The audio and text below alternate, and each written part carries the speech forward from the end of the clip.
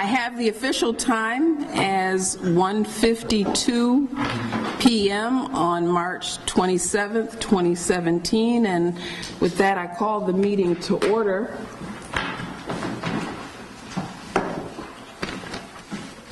And I'll begin with the calling of our roll and ask Commissioner Coppola to start that. Commissioner Parole, present. Commissioner Joe Primer, present. Commissioner Gina Smith, present. Commissioner Sharkey, present. Commissioner Ludlow, present. Commissioner W. William Smith, present. Kathy Kiley, counsel. Tina Stanford, chairwoman. Commissioner Alovich, present. Commissioner Alexander, present. Commissioner Otis Cruz, present. And from our office, Elizabeth William Martin. and to the side, Sean Leshy. Karen Yackett. Jessica Prasad. and officials in the back of the room, please. Deputy Secretary Rachel Small, present. Tom Bailey, Public Information Officer. And we also have our videographer, Ms. Colucci, present. We have distinguished guests to make a presentation to us. They are present, and they will be introduced in the record later in the meeting. And we also have observers from the public present. Thank everyone for their attendance and patience with us this afternoon. I'd like to begin by calling for consideration and a vote regarding our minutes from our February 27th, 2017 meeting. I hope everyone's had an opportunity to review the minutes, and with the exception of anyone who may have not been present, I'd be pleased to entertain a motion with regard to these minutes. Motion. Who was that? Commissioner Coppola moved. Is there a second? Second. Second by Commissioner Cruz. Any questions or discussion? All in favor of accepting the minutes as presented, please indicate by saying aye. Aye. Aye. Any abstentions due to absence? Abstain. Okay. Commissioner Ludlow, Sharkey, Krangle, and Alexander abstain. Any nays? Okay. The motion is carried.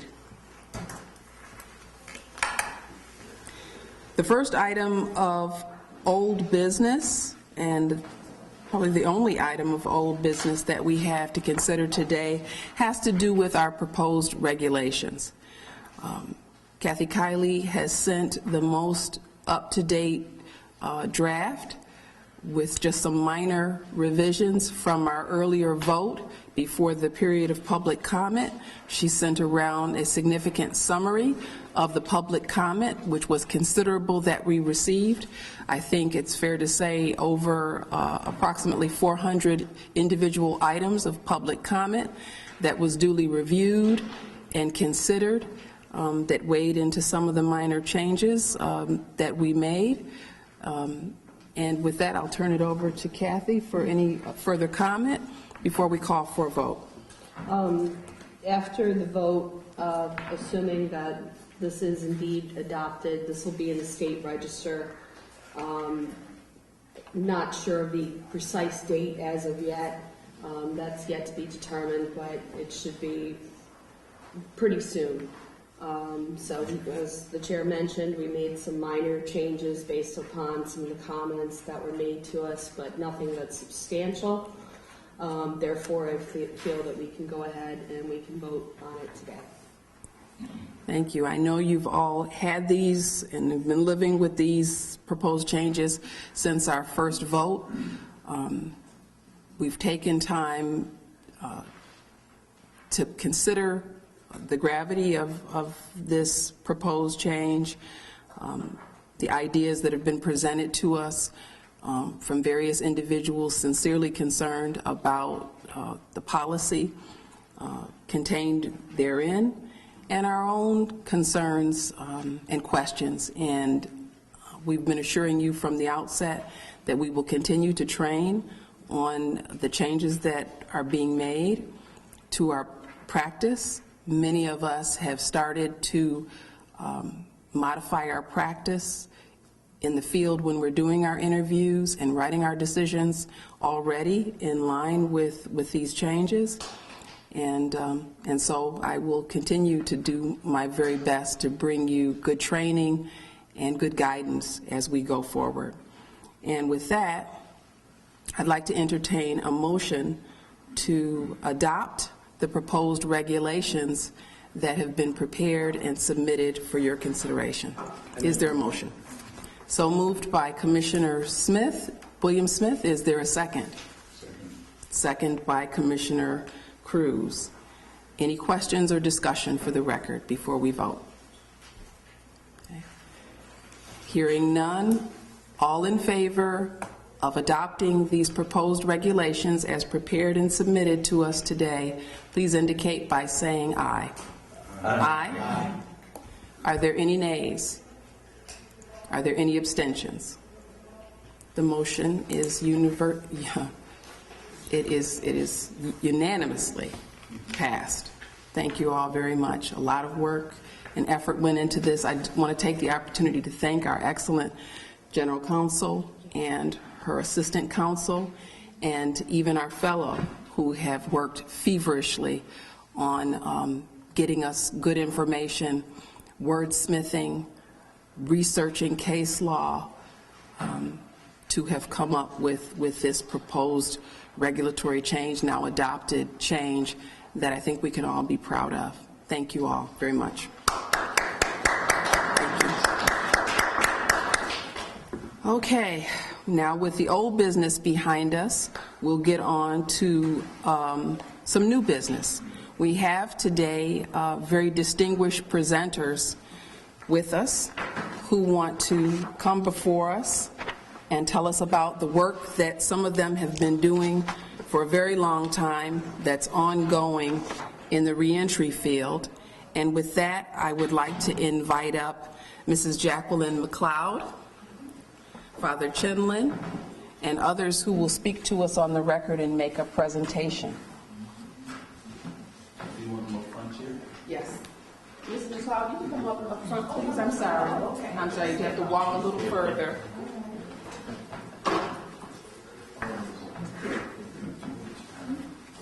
Thank you.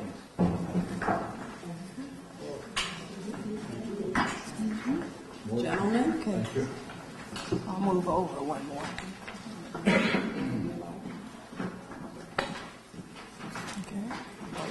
Okay, so take your seat.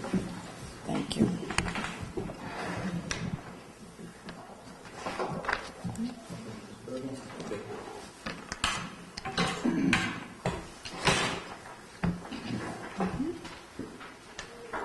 Okay.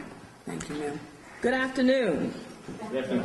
Thank you all so much for having us here. We're from a program called Healing Communities Network.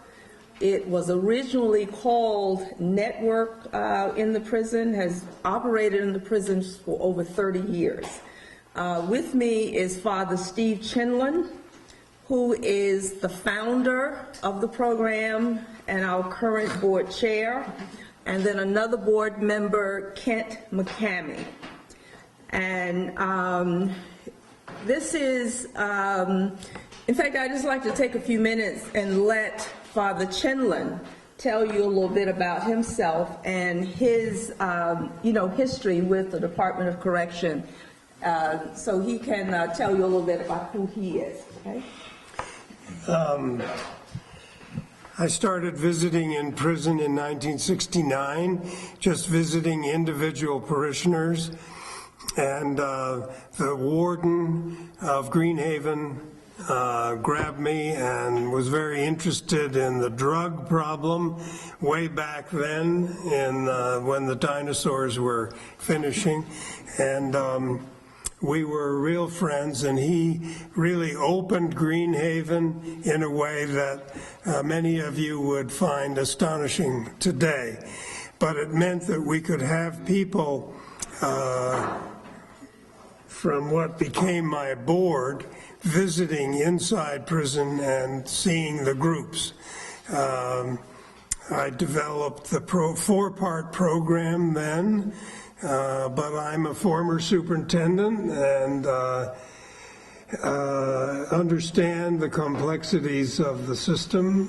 Former chairman of the Commission of Correction, and very concerned about our criminal justice system and wanting to do whatever I can to help make it better.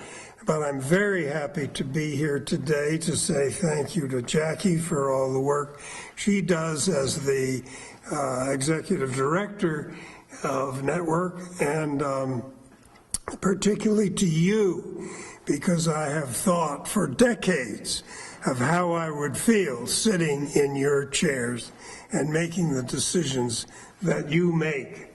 And my hat is off to you. My heart goes out to you, because I know no matter how many changes there are and how much paper and recommendations and reports, that when you say yes or no, you're going on the line.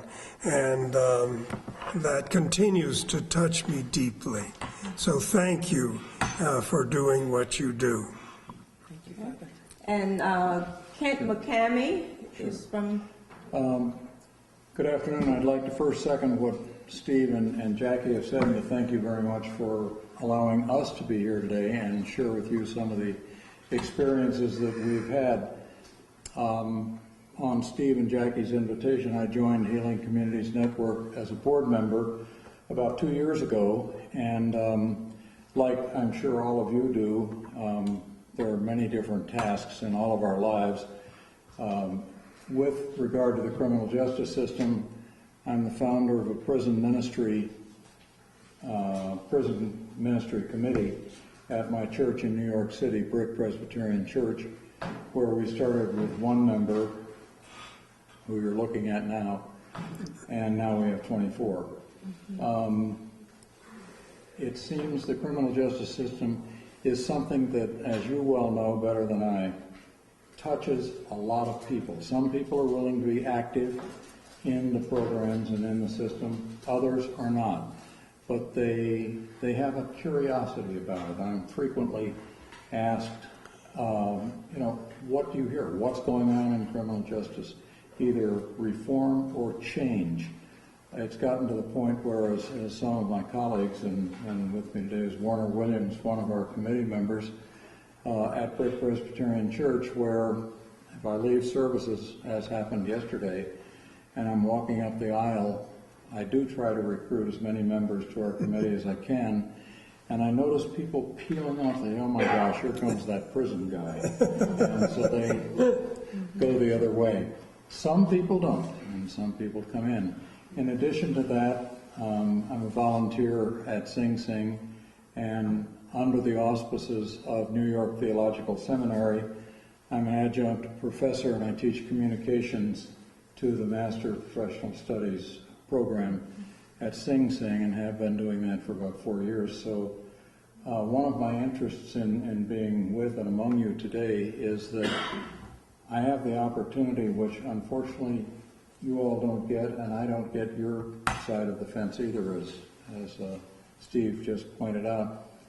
But I get to see men over an extended period of time. For the September semester generally starts in the middle of September, goes through the end of May or the beginning of June, depending on the year. So I get to see men struggling with themselves and struggling with who they are and what they represent. And there was just one point I wanted to make, that the course that I teach, even though it's under the auspices of New York Theological Seminary, the course I teach is a course in communications and writing. The first semester in the fall is devoted to writing. The second, from January through May or June, is devoted to oral expression, oral communications.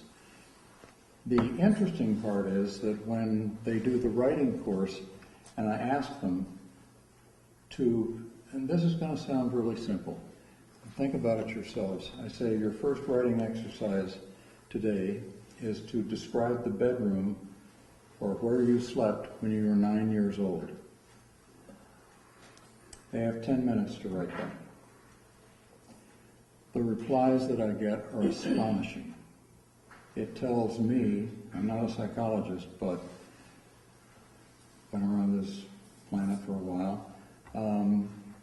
tells me a lot about the individual who writes that. It tells me about what their character's like, how they see themselves, how they saw their environment. And it's a unique viewpoint that I'm allowed to receive, so that each of these succeeding weeks that I teach at Sing Sing, I ask them more questions about that. Describe the neighborhood you were in. Who's the best friend you ever had and why? It's, as these men are willing to become vulnerable and look inside themselves, and they're graded on these papers, and I tell them they're going to be graded on their paper not only for the honesty or lack thereof, because that's pretty easy to find, but also for their use of the English language. Are they grammatically correct? Are they're learning what I'm supposed to be teaching, which is the proper use of the English language? By the time they come to the spring semester, when it's time for oral expression, they have learned a lot through writing. One of my personal beliefs is, if you can't write well if you can't think well. You can't speak well if you can't think well. So that's the subtle thing that we're trying to get across. So it's a unique point of view where I get to know men not well, but well enough for an effective transmission of some of the points that I would like them to remember. And some of the men who you have granted parole to who are out, I just got a letter from the mother of one of these men about probably a month ago, and she said her son had said that he was grateful for having taken just that course. He didn't mention the theology courses, he mentioned the writing courses, because he had to write a cover letter for his resume to an employer. And the employer hired him on the basis of the cover letter, not his resume. And she said if he hadn't had that in school before he was incarcerated, he'd finished the 5th grade. And so it just had a very good result for this guy. He's now in his 3rd month having a job. Good. Thank you, Ken. One of the things I wanted to share with you is I do this work because of my late husband, Lonnie McLeod, who served 19 years. Yesterday he was referred to as the legendary Lonnie McLeod because he impacted so many men inside and then after he was released. He served 19 years. While he was at Sing Sing, he did the Master's in Professional Studies. Then when he was released, he did a Master's in Divinity and then the Doctorate in Ministry and had a small church in East Harlem. Lonnie died quite suddenly in 2009. And when we had his services, the undertaker said, Jackie, you're going to need a large place because Lonnie knew a lot of people. And I said, okay, I knew that. Well, I never expected over 700 people to show up. And after that, people began talking to me about what an impact Lonnie had had on those lives, on their lives. And I felt I needed to do something to continue that legacy. So as things would have it, someone introduced me to Father Chenlin, and he was trying to restart Network. I'd said before that Network was started in 1979. It has over a 30-year history. At one point, it was in 30 prisons in New York State and 4 communities. Because the concept is to begin to work with men and women while they are incarcerated to change themselves, to rehabilitate themselves by providing a safe environment for them to share their thoughts, to develop strategies for dealing with issues that are behaviors that have always created problems for them. Father Chenlin felt that I had a very different perspective coming into this work because he had always worked with men and women as facilitators who had served time. So I came with a different perspective. I had never served time, but I had walked with Lonnie from well, I didn't know him the entire 19 years, but, sometimes after his release, and worked with him through his program. He was part of the founders of the Exodus Transitional Community, which I'm sure many of you have heard of, with Julio Medina. That program began in Lonnie's church, and Lonnie was the co-founder there. Now, healing communities is really a way of helping to reduce recidivism. We want to empower men and women who are currently incarcerated, formerly incarcerated, and also involve their families to rehabilitate so that they're ready for the outside, for reentry. The core of the program is a weekly or bi-weekly meeting where we have a very structured meeting process. We try to address issues, problems, build on a person's self-esteem, and a sense of community. In fact, I just want to give you just a snapshot of what that meeting is like, and is outlined in the center of our brochure there. We distribute these brochures, and we tell people, if you're not at a place where you can participate actively in a meeting, you can start your own meeting, because it's not rocket science, okay? And then call me, I'm willing to help. We start the meeting off with, it's called a four-part meeting and a clearing. The first part is self-affirmation. And an affirmation is a positive statement about the person. We ask each person to tell something, to share something that they feel good about. It could be something that they did for themselves, for someone else, or something that just happened. For example, one that I frequently hear is, I got my parole date, and that makes me feel good. The whole idea is that no matter what a person has done, where they've been, there's some good somewhere. It may be buried, but we try to identify that something in them that is good, and then try and use that as a foundation to build on.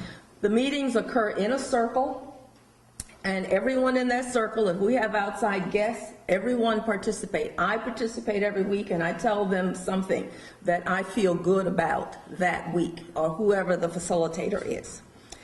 The second part of the meeting is called Stresses and Concerns, and this is an opportunity to talk about a problem or something that is painful, that is bothering the person, and then they get to share that and then get feedback from others in the room. The feedback, however, must be in terms of an I statement. In other words, in my experience. We don't want anybody saying, well, you should do that, you should do that. And this is based on a singular experience. If a person wants to contribute something and they have not had that exact experience, they can say, if I were in that situation. So it's from the I perspective. This is usually the bulk of the meeting and the longest part of the meeting, depending on how many people are there and how many are willing to share. It takes a while for there to be comfort with sharing stuff in that may be of a very personal nature. But to give you an example, when we put up the notice that we were starting the network meeting at Green Haven 4 years ago, 108 men signed up. Well, we knew we did not have that capacity. So we set up an interview process and selected 30 men and a wait list to participate in the group. To this day, we still have anywhere from 25 to 30 men attending that meeting at Green Haven. Two things. One, because of the reputation throughout the system about network and the ability to be able to share. We have just recently started a Spanish-speaking group because we had a lot of Latino men And frequently, they did not understand what was going on, so we have a facilitator who speaks Spanish, and they meet in a separate room. And then at the end, they all come together. Some of the concerns that are expressed during this period of time can be about relationships with family, with spouses, with children, concerns about bereavement, death. Someone has died while they've been incarcerated. It may be an issue with a parole officer. It runs the gamut. But there is a sharing, and trust develops over the time. And I have to tell you what I have seen over those 4 years. I have seen the difference, how men can change. And they come in and they look forward to this period of time for an hour and a half every week. We had a facilitator that had been with the program for a number of years that died about a year ago. They were devastated because it was so sudden. I immediately went to the prison for the next meeting after John's death was announced, and you have never seen so many tears and feelings expressed about one person and how he had helped them move along in their lives. Just to give you they had a going joke with John about men wearing pink shirts.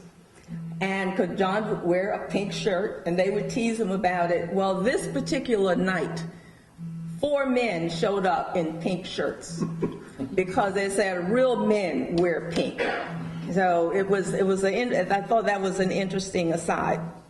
So after stresses and concerns, then the next part is called making a plan. We try to focus the men and women on setting goals for themselves. What do I want to do with my life? How do I go about doing something? Because we tell them, you may have a goal. For example, I want to go back to college, but that's a big goal that needs to be broken up into pieces. So we try to help them. So the exercise here is tell us one thing that you need to do that can be accomplished by this time next week. Simple, practical, doable. Like, don't tell me you want to go back to college, because that's a process. But you can say, I'm going to get an application between now and next week. And that's a very important part. The fourth part is a reflection, which is a brief period of silence to contemplate, reflect what is going on in the meeting, just a quiet time. Although we do not promote any one religion, we are spiritual based. They can meditate, they can pray, it's up to them. Something I've been doing recently is taking in a poem or some type of reading for them to reflect on that has a life lesson, involved in it. In fact, one I just took to them is called Eat That Frog. And what that is whatever is your biggest challenge for today, do that first. Because that gives you the energy to do all of the other things that you need, during the day. We close the meeting with what we call a clearing, and this is an opportunity to share any final thoughts. It could be about anything, something that occurred in the meeting, something that may have occurred outside, whatever. It's up to them, whatever the clearing is for them. What I frequently hear is, thank you for coming. I didn't want to come, but I'm glad I did because I learned something. That's always a very, refreshing part, especially when they say thank you, for coming. They said, we realize you have taken the time. Now, we are currently operating in 6 prisons. We're at Greenhaven, Walk Hill, Bedford Hills, Taconic, Queensboro, and Edgecombe. And we have community-based programs located in Manhattan, Brooklyn, Queens, and we had a program in the Bronx, but that stopped when the facilitator took another job, and we're trying to reorganize that again. I have 2 requests now to start another program in Brooklyn and another one in Queens. We are a small nonprofit. Our budget is less than $100,000 a year. We are usually on a tight budget, tight line. There are times when we run out of money and I don't get paid. I'm the only full-time staff. The facilitators, we pay a stipend. And when we have not had money to pay them, they have frequently continued doing the groups because they understand how challenging it is because they were in this position at one point. So the facilitators, as I had mentioned, are formerly incarcerated individuals. They are now working in responsible jobs. They have advanced college degrees, and they have skills trainings in substance abuse, in anger management, and our individuals will come to our group for several months, and then they feel they're okay and they don't come. But when they hit a bump in the road, they're always welcome to come back. I think I'd like to end by sharing a comment that one of our participants wrote to me not too long ago. He writes, "I did 28 years in prison. I have been out for 18 months. Healing Communities Network helped me prepare for my return to society. I attended the group for 3 years at Green Haven. The weekly group gave me the confidence to express myself, accept my errors, to think before I act." He continues, "The support and encouragement that I received in this program helped me to adjust to the time remaining in prison and helped me to prepare and want to be a productive member in society. After so many years in prison, I was encouraged to go back to school after my release. I am now a chef. I am now working and maintaining my household. Inside prison, there's a lot of loneliness, hardship, and misery. It gets in the way, and you can't focus on anything good. Healing Communities Network was priceless to me and many others on the inside. I thank God every day that I am a free man and for the network program because they were a lifeline to me and my family." And I will stop there and answer any questions you may have.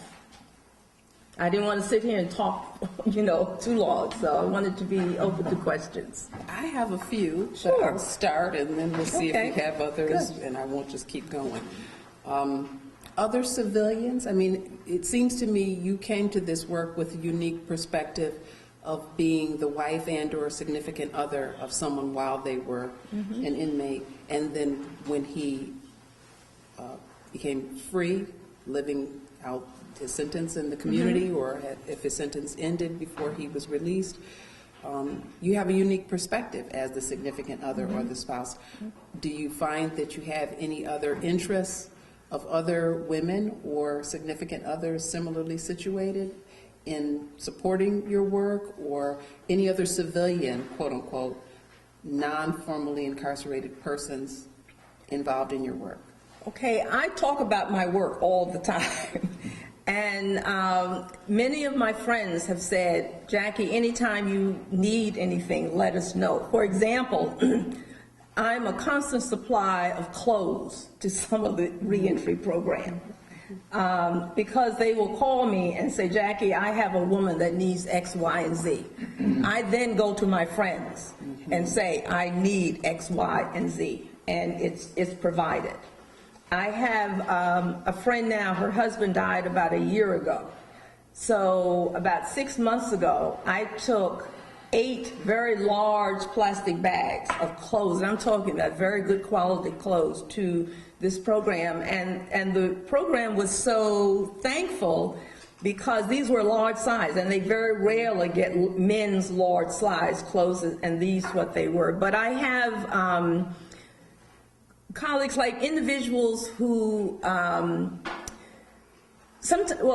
me answer like this. I have an organization that I belong to, And I believe this would be a perfect project for them to work. But you know, there's still this cultural change that needs to occur, because frequently people do not see the incarcerated or formerly incarcerated in the same light. But I have to say, attitudes are changing. And, you know, I don't try to push this on anyone. If someone say, hey, I want to help you, I take them up on it and I call them on it, you know. You're a very articulate lady. What was your background before you took up this work? I was a professional fundraiser.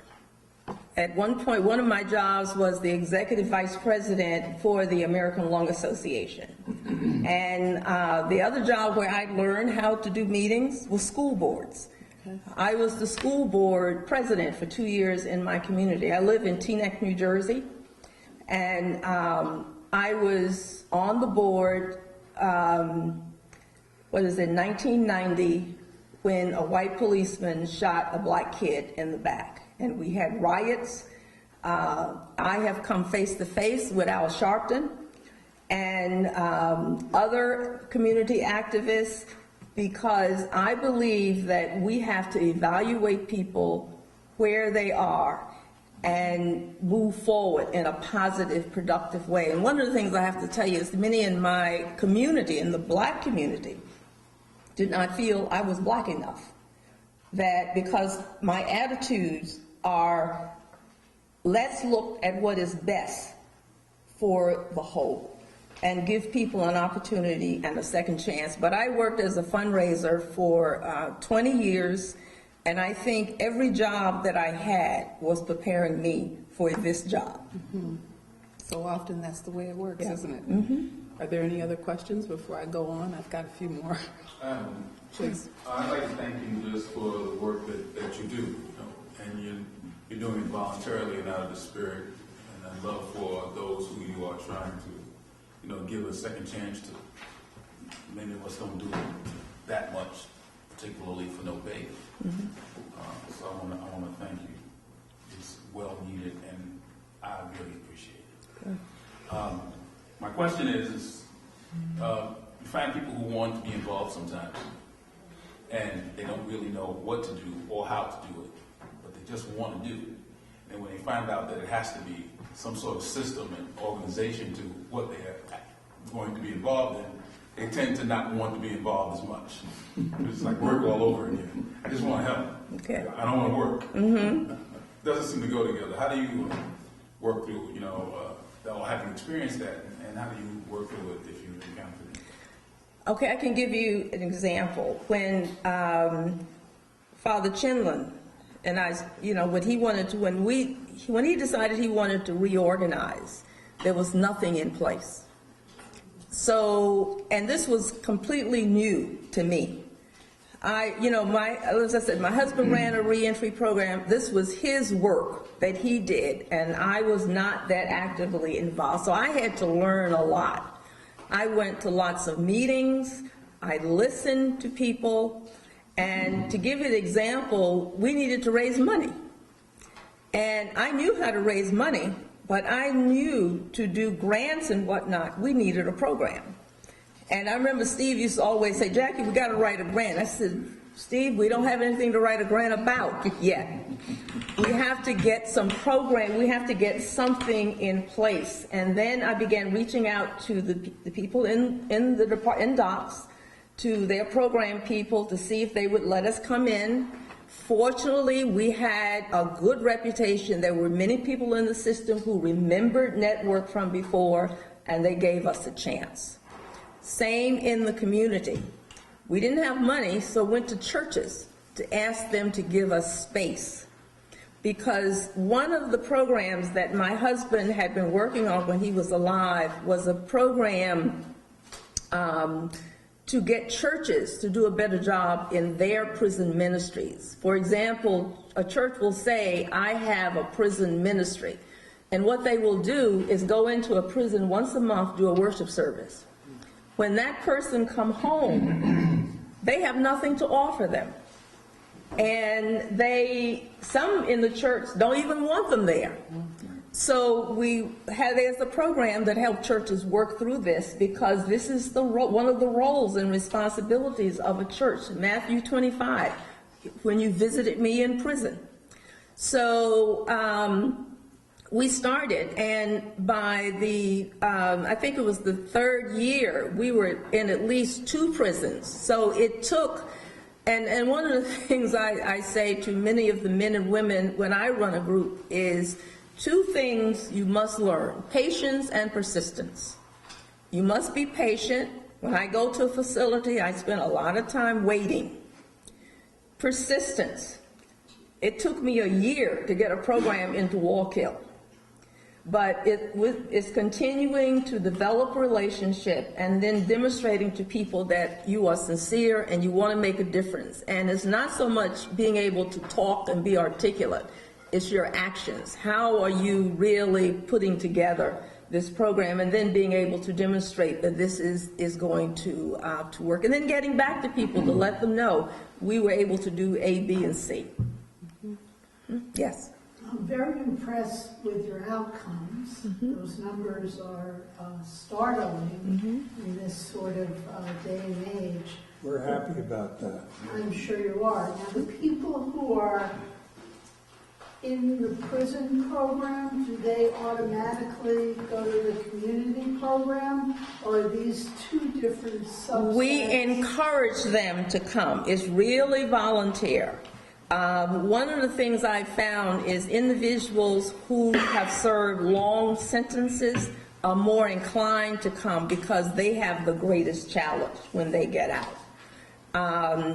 So, you know, I have a flyer that that we distribute inside with the locations of all of our sites, with a phone number where they can call once they are released. And they call the phone number. More than likely, I'm not in the office because I'm out and around, but when they call the office, they can get my cell number. So I don't have as many people as I would like to see. It takes a couple of months sometimes for them to get in touch with us, but they do. But it's really, we wish it was more of a seamless program, and it works. It happens. They do come. I find that one of our facilitators, this is particularly for women, one of our programs is for women only. And these are women that have had domestic violence involvement. And the program is called Steps to End Family Violence. Well, when they go there, then they automatically learn about our program. The Osborne Association has us listed on their website, so I get calls through them. Plus also there's another positive that we're able to do. I am what you call an almoner. There's this is a person who gives alms. There's a foundation in New York that have 125 almoners throughout New York City that can give financial grants to people in crises. So I'm an almoner, so I get, you know, a number of dollars that I can distribute to people, and the money I distribute is primarily to people coming out of prison. Not all of them coming out can get a grant. There are a number of individuals who come out, they have no family assistance, they're in a homeless shelter, they go to HRA, and they can't get their benefits for 45 days. So they have $40. I can give them a couple $100 to help to tide them over. But this is something that is really a blessing, because otherwise this would aid a person. What are they going to do? You know, this is fertile ground for them to do something and end up back in the system. Our numbers, our facilitators maintain very good contact with the individuals once they don't come back. We hear from individuals 3 and 4 years after. I've run into them in the street and I don't even know who they are, and they'll say, "Hi, Jackie." And I said, "Hi," you know. And and I get phone calls from individuals who have participated in our group just to say, "We want to let you know how I'm doing," and whatnot. Where might we see your work when we're doing our work? When we're interviewing someone for the first or a subsequent time, where might we see your involvement in their packet or in their file? You might see a letter. You might see a letter because participants in our program, we will write a letter for them saying they have participated. We very closely follow DOC's guidelines about just writing indiscriminate. We have to know the person. We get requests all the time. And what I will frequently tell them is have your family come to our meeting if you can't come so that we can get to know you better. So you may see a letter from us in the packet. You may see a certificate of completion, of participation. For example, at Greenhaven, I just prepared, I think it was 6 certificates of participation for men who have participated for 3 years. So that's 2 places where you may see. And that was one of the reasons I was so interested in coming, so that you can know more about, what we're doing. Is there what's been commonly referred to as restorative justice? Is there ever any restorative justice work that goes on in these meetings, or discussion about the impact of their actions on other people in the community that could typically be called victims? Yeah, this is something that happens quite frequently, particularly particularly at Greenhaven and at Bedford Hills and Taconic. One of the things that is important about our work is that a bond and a relationship develops. So if they feel comfortable with the group that is assembled, they will share some of that. So many of the groups particularly at Greenhaven, talk about how they are able to share their feelings. We have begun to do some, one of the things is it's important we get them to tell their story. Like one of our facilitators always told the men, no one can tell your story like you tell your story. And we work on the communication, like Kent, about how do they express themselves. Like I tell them a lot of times when we're in the group, speak up. My hearing is not as good as it used to be. So please speak up and speak clearly.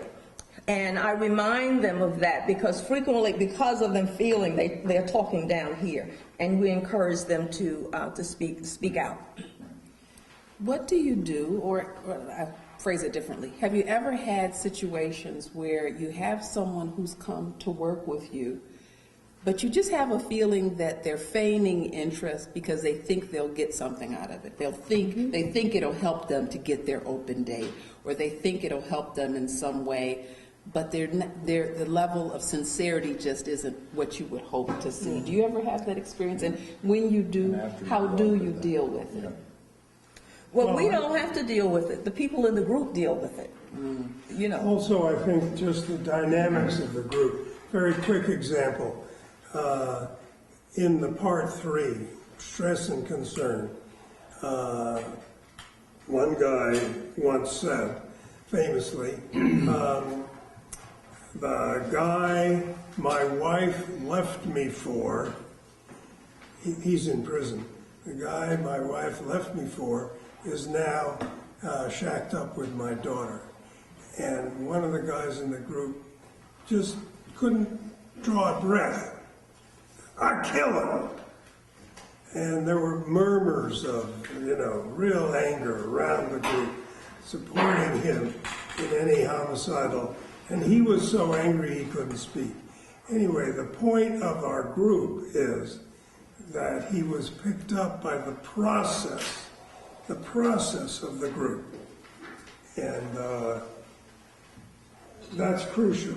And I would be very interested, wish we had days together and we could talk about its relevance for parole, because even seeing somebody who's a candidate for release, if they are tuned in to process, that they wanted to get an education and realized they had to make the application and they had to study and so on.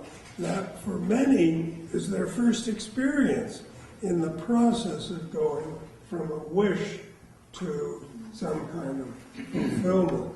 And I would certainly see him as more or her, more of a candidate for parole if they have any understanding of process and not just reaction. But I've seen it a number of times where someone comes in, they're insincere. And, you know, after a while, you just don't see them anymore because the others in the group take care of it, you know. Because they can. One more addition to that, Commissioner. In the 4 years that I've been teaching, I've had two guys who were, I thought, insincere. One guy walked into the first class in the fall, and I asked him when we were on circle, "Why are you here?" And he said, "I'm here because I want to put it on my record that I took part in this class." He said, "But if you'll forgive the expression," he said, "this is all BS." He said, "You're going to teach me to write? I don't need to write." He said, "I know how to haul cement. That's all I need. If I get out, I can do that." And he said, "So this is the last you're going to see me. I'm not coming back." He finished highest in his class in June. He came back every single class because during the course of the next 3 hours in that class, something lit his fuse. And he said, "I'm sticking with it." And one of the worst things that I or Jackie or Steve or anybody can do is try and persuade somebody to be in the course, because it never works. So let it go, and he came back, his own choice. And we have had, like in some facilities, the officers would make someone come to the meeting, and they would be sullen and, you know, whatnot. But by the end of that meeting, they're the person who will say, "Hey, I didn't want to be here, but I'm glad." Yeah. So they get caught up in the process. Yeah. And then others who know them will encourage them, "Well, come back next week and try it again." And I always tell, when I do an orientation, give it a try. If you don't like it, you don't come back. You don't have to come back. We're not going to make you, because we can't make you want to change. This is something you have to want for yourself. Right. And could I answer a question this gentleman asked before? When people, if they want to join a ministry at all, or if they want to do anything which is going to help somebody who's incarcerated, do we as a church program, do we have anything that trains them? There's two things that we spend a lot of time on, and that is teaching people how to be a decent mentor, and that has a lot of legs to it. How to handle a job interview, how to write a resume, how to handle yourself in the civilian world, which has a lot to do with communications, but also has a lot to do with the various things. And teaching somebody to be a mentor is not easy. It begins with listening. And most people, which I'm being an example of now, love to talk. So teaching them to listen is a big step. The second thing we do is teach people how to write letters to people in prison. And there is a curriculum to do that. We've developed part of it, and we've taken examples from a friend of mine who teaches, a Buddhist. He teaches at San Quentin. Another guy teaches at Angola in Louisiana. And we've sort of cobbled together this is an effective letter writing campaign, the do's and don'ts. How do you do it? So, yeah, when people want to join a ministry, it isn't so much that, "Oh my gosh, this is going to be more work." This is going to be something effective. And I imagine the department also has a set of guidelines, things yes. that volunteers have to adhere Oh, to yes. in terms of written work, what they do in person, what kinds of things they can say, boundaries, Absolutely. appropriate boundaries. Absolutely. And is that all done in writing? In other words, do they Yes. give you like a brochure? These are the rules. If you follow these rules, you will not be suspended. There will be no problem. Is there ever anything any in-person training that you get from the department, or is it all just Oh, like yes. a guidebook? Oh, yes. When you become a registered, as part of becoming a registered volunteer, you have a 3-hour orientation. And then you have to go through that orientation every 2 years. I just finished that orientation at Taconic on Thursday. So every 2 years, you have to, go through that. So you get a reminder, and periodically, if there's a new policy or a new procedure, that is sent to you, and you have to sign that you received it. Thank you. Commissioner Capola? Thank you. I 2 questions, actually. So one, Jackie, is your program evaluated by docs? And if so, how do they evaluate your success or failure rate by docs? Because I see, as far as recidivism, that's one thing, but many of the participants are still inside or stay inside, or what may happen. Okay, docs have not evaluated our program. They send me, they call it an evaluation, where I have to redo the goals, what I want to accomplish, and whether they were accomplished. That's the extent of the evaluation. I think docs is in the process now of looking at the programs that are coming in. And whether an evaluation process is down the road, I'm not sure. However, Wallkill invited her in, Yeah. Bedford invited, and I think it's because the administration is aware that network is a positive influence in the total institution, and they keep running into it. And that actually could go part of my second question. I was going to ask you, you said you were a superintendent. What facility? I was superintendent at Taconic. At Taconic. Okay. I opened it as a work release prison. Oh, all right. Okay. There's probably only one commissioner might remember all that is Commissioner Smith. So here's my question, and I guess, and this is sometimes what we see, but so the first part of my second question is, do the inmates that participate in your program did they have to satisfy all the recommended or state dictated programs prior to your program? For instance, if somebody has not completed ASAT yet, they cannot do your program.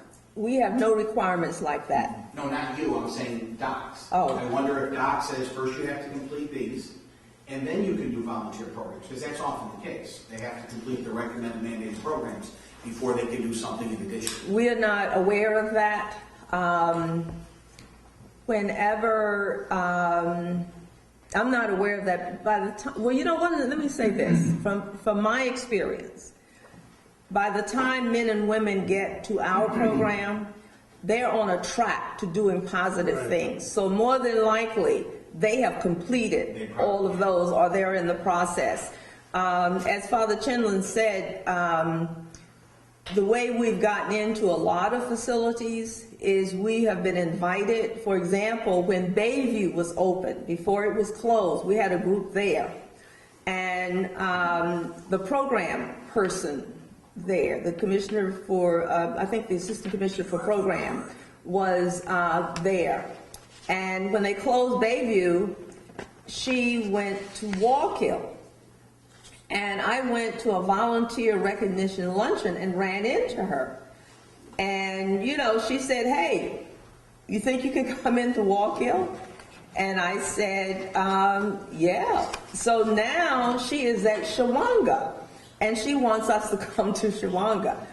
I don't have the money to pay a facilitator I usually try to find someone living in that area. For example, at Wallkill, the man who facilitates that group lives in Beacon. So it's an easy commute. So now we are looking at, what's the next step, but a lot of what we do is really tied to the availability of our budget. So, and then, Father, from your experience in the facility as an administrator, even though it was work release different from some of the other facilities, when you say a positive influence, would you say because they find that those who take your program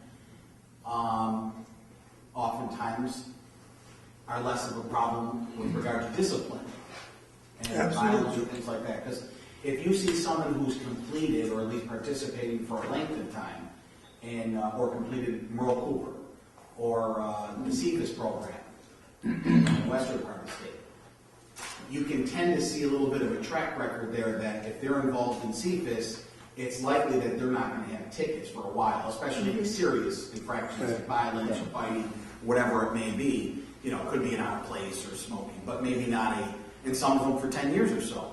But when you ask, sometimes we ask, you know, what happened? Because the first part of your sentence, you were terrible. What happened? Some of them will say, well, when I entered the Merle Cooper program, or when I started working with CFIS, you know, there was a gentleman there who was no longer with them, his brother Oberst. A lot of them will bring him up by name and say, you know, and then you notice the dates in the record when they started the program, and the discipline got better. So that's why I'm wondering if administrators see that in your program, that even if guys aren't using it as a tool to get released, but that the administrators say, you know what, guys who take part in this program usually are less of a problem. There are facilities that have a counselor assigned to people being released from the box, and sometimes they'll say, if you haven't tried the network program, give it a try. It is an anger management program and certified as such. So it has word of mouth says, do it. And one of the things I can say is that just because something has happened with OASIS, where for a program to get funding, they have to do anger management and substance abuse at the same time. So there are very few organizations that do just anger management. So we will become one of them, and it was important to me to make sure that DOCS was aware, and then they could refer people to us who only needed the anger management. So you get referrals from the field when somebody comes out from the parole officer? This just happened. We've done 4. We've gotten 4 so far, but we want to expand that number because DOCS just approved this. I think it was in December. You know, so I'm working on that. I'm going to send a couple of copies of my book to your chairperson, and I would love to correspond. It's been enormously satisfying. Now that I'm a friend of this guy, I don't get to go into maximum security, so I can maybe live vicariously through you. I would love to answer questions or amplify or whatever. Well, we have to be careful for ethical reasons of not accepting gifts, but if you let me know, I'll probably be happy to buy a book for the use of the board, you know, because we have to be careful of those Well, things. these gifts are worth $400 a piece. Oh, so gee. Father, I don't know then. I'm going to have to, you know, read it online or get it some other way. Good response. You know, but and of course we're not in a position where we can endorse your work or anything of that nature. However, as you may or may not know, our business meetings are on the World Wide Web, on YouTube. So if anyone is out there that wants to donate or join your work, you want to share contact information they can reach you at? Okay. We are under the umbrella of the Fund for the City of New York. They give us office space and they do the back office stuff, financial stuff for us. We're located at 121 Avenue of Americas in New York City. The zip code is New York 113, and our address is www.healingcommunitiesnys. I have to see. I'll forget it. Healing Communities Network. HealingCommunitiesNetwork.org. www.healingcommunitiesnetwork.org. And our phone number at the office there is 212-925-6675, and I'm at extension 293. Any final questions? Any final comments from our presenters? How long is it? Every day, once a week? How many hours?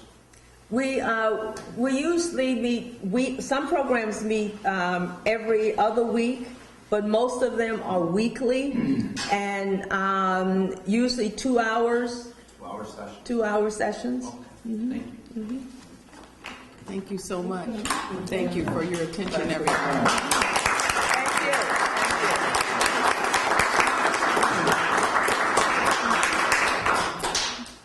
you. Okay, thank you so much. Okay, thank you. All right.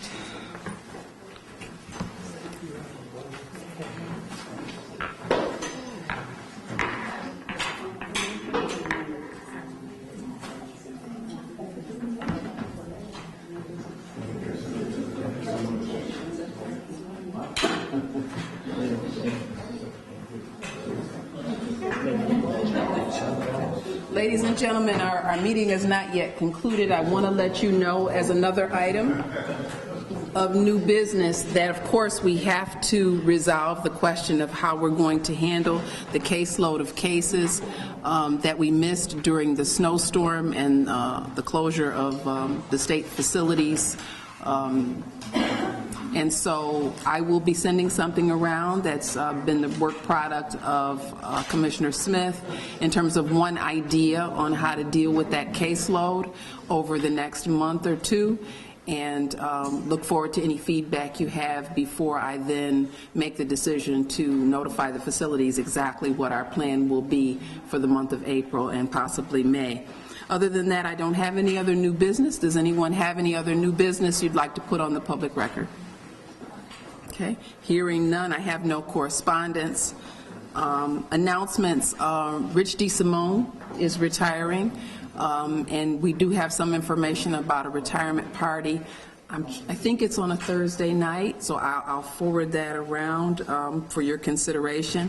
If you want to know more information about the significance of his work and efforts as part of the department, Kathy can fill you in if you haven't heard that name in the past.